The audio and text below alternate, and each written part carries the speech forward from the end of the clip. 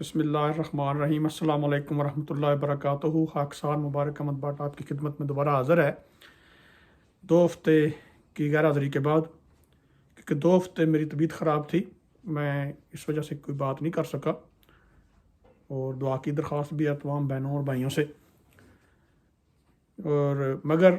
اور ایک دوست کے ساتھ اپوائنٹمنٹ بھی بنی ہوئی تھی کہ ان سے بات چیت کرنی تھی، انٹرویو ان کا لینا تھا، تو اچانک ان کی کوئی کام ایسا نکل آیا کہ ان کو جانا پڑا۔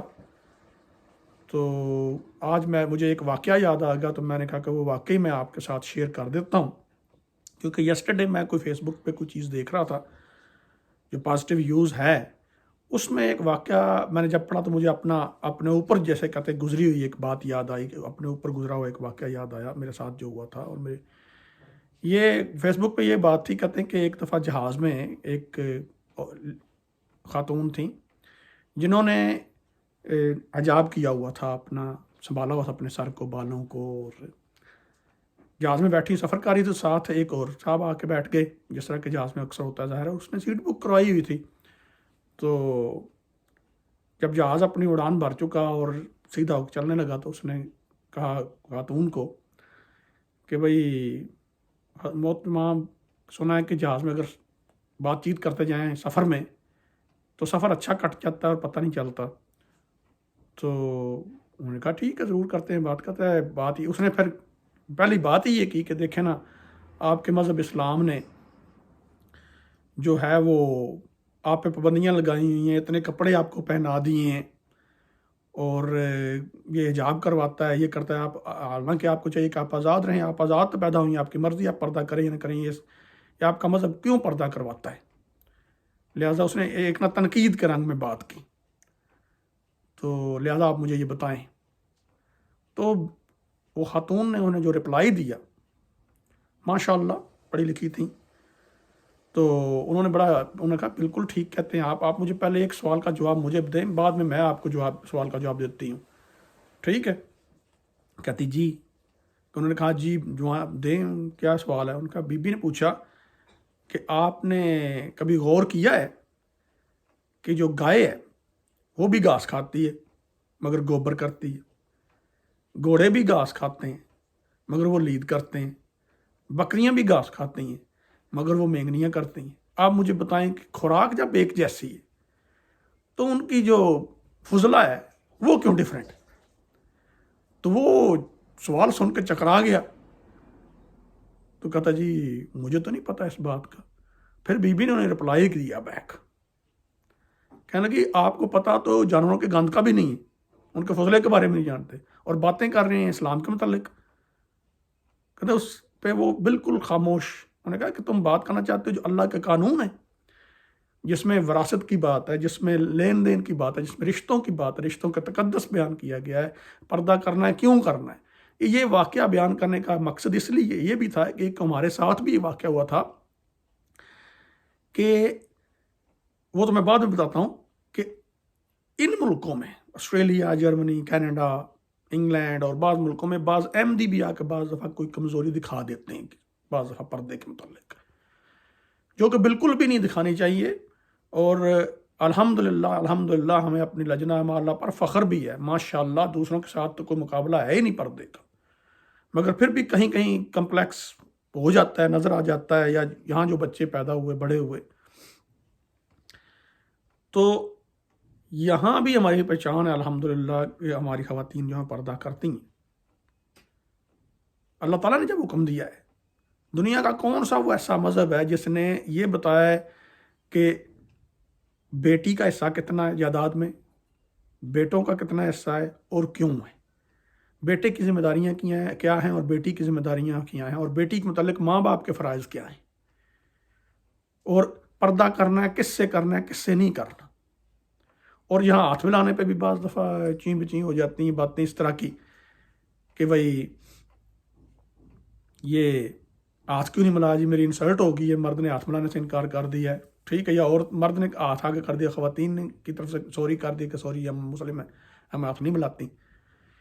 تو اس پہ بھی یہ بات یہ ہے کہ باقی مذہب تو ان چھوٹی چھوٹی باتوں کے بارے میں بالکل خاموش ہیں، اور دوسری بات عام طور پہ ایک بات مجھے اور یاد ہے، کیونکہ آج جنرل باتیں ہی کر رہا ہوں، پردے کے متعلق اپنی بات بعد میں بتاتا ہوں، کہ عام طور پہ جو پنجابی سپیکنگ ہیں سکھ یا اردو سپیکنگ انڈینز ہیں، ان کے ساتھ ہم گل مل جاتے ہیں، کیونکہ ہندی اور اردو سملر لینگویجز ہیں، بولنے میں دیکھنے میں تو بالکل ڈفرینٹ ہیں، نہ ان کو اردو پڑھی جا سکتی ان سے، اور نہ ہم سے ہندی پڑھی جاتی ہے، ہمارے تو وہ ڈرائنگ ہے، پٹھی سیدھی لکیریں ہیں الٹی سیدھی،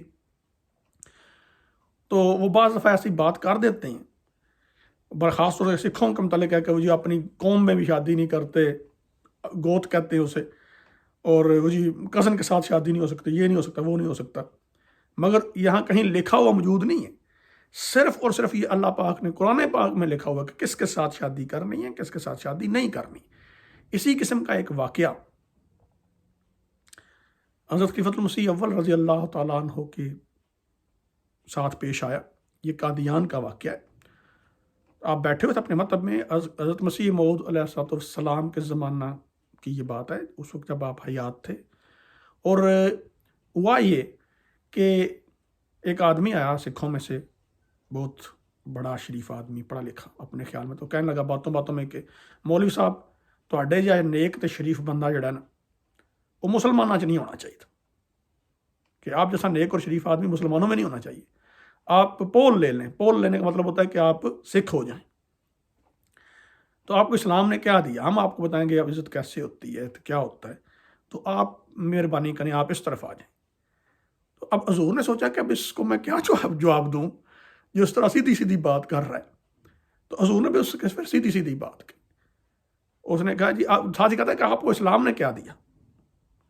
حضور نے کہا جی ٹھیک ہے، وہ تو ٹھیک ہے، میں ہو جاتا ہوں سکھ، پر ایک شرط میری بھی ہے۔ کہتے ہیں جی کیا؟ کہتے جاؤ پہلے اپنی ماں بہن کے ساتھ شادی کر لو۔ کہتے جی ماں بہن کے ساتھ شادی کیسی ہوتی ہے؟ انہوں نے کہا جی کہاں لکھا ہوا ہے گرو گرنتھ صاحب میں کہ ماں بہن کے ساتھ شادی نہیں ہوتی؟ اب ہو سکتا ہے انہوں نے کوئی چینجنگ کر دی ہو، مگر یہ اس وقت کی بات ہے۔ کہتے ہیں تو آپ، انہوں نے کہا اسلام نے تو باقاعدہ بتایا ہے کہ کس کے ساتھ شادی کرنی ہے، کس کے ساتھ شادی نہیں کرنی۔ آپ کو اب میں عربی تو آتی نہیں، حضور نے خیر اس کے بعد وہ خاموش ہو گئے، بالکل بات نہیں کی دوبارہ۔ کہتا جی مجھے تو اس بات کا نہیں پتا تھا کہ اس طرح تفصیل کے ساتھ یہ سارے احکام بیان کر دیے گئے ہیں۔ تو اس طرح کی باتیں پردے کے متعلق ہو جاتی ہیں۔ ایک تو قرآن پاک پڑھیں، دوسری بات ہے کہ کمپلیکس کسی قسم کا نہ ہو کہ میں پردہ کیوں کر رہی ہوں، پتہ ہونا چاہیے۔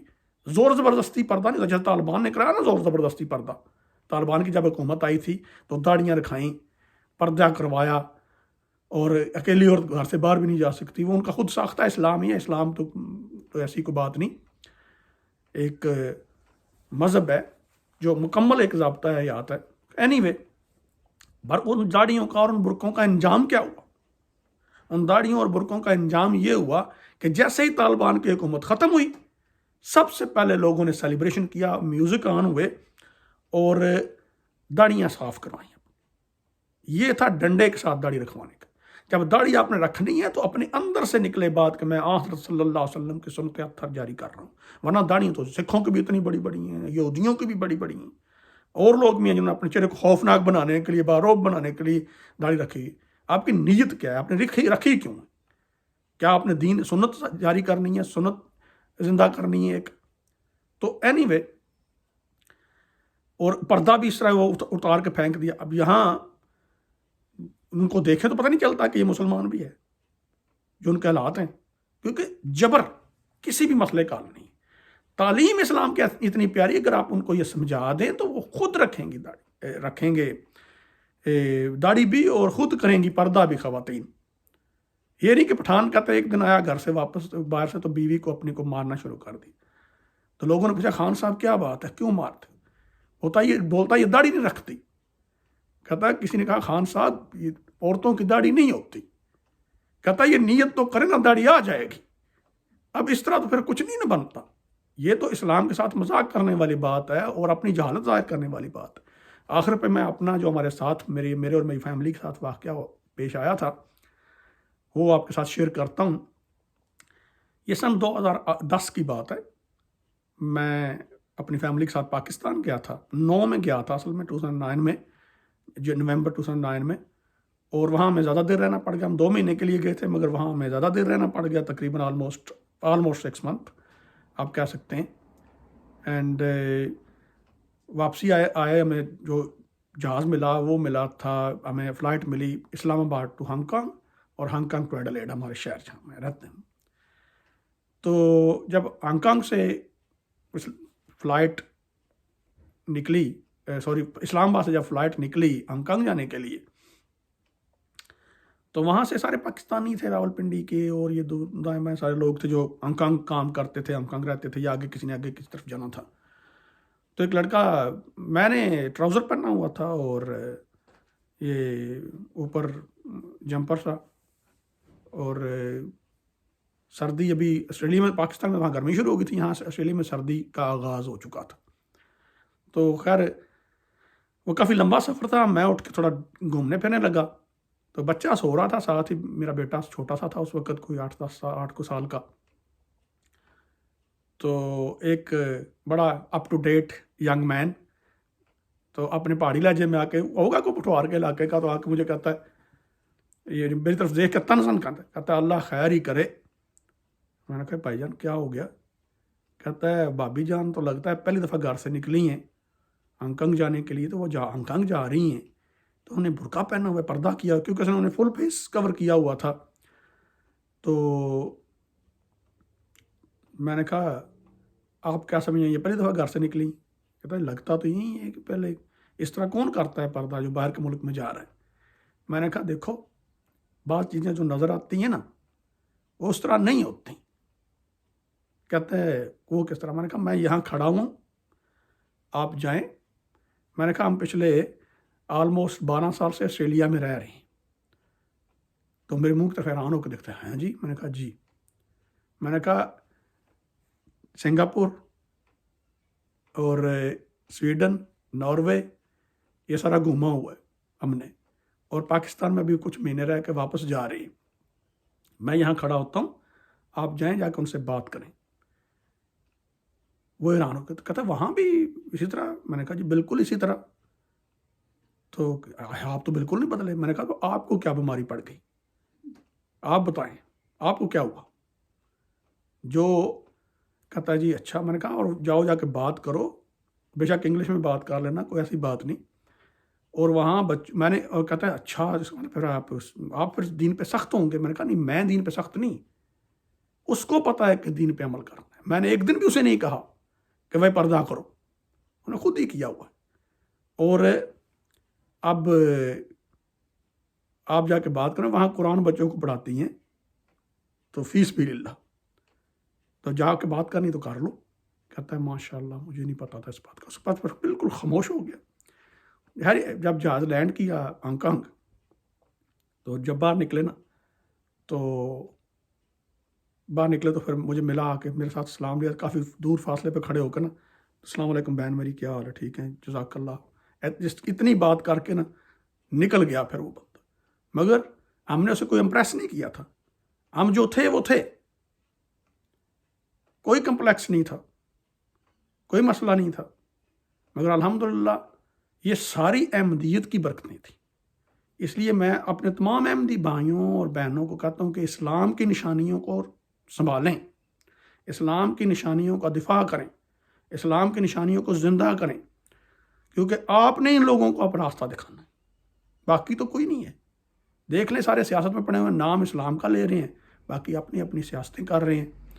تو انشاءاللہ تعالی اگلے موضوع پہ اگلے پروگرام میں پھر کوئی اور میں بات کروں گا.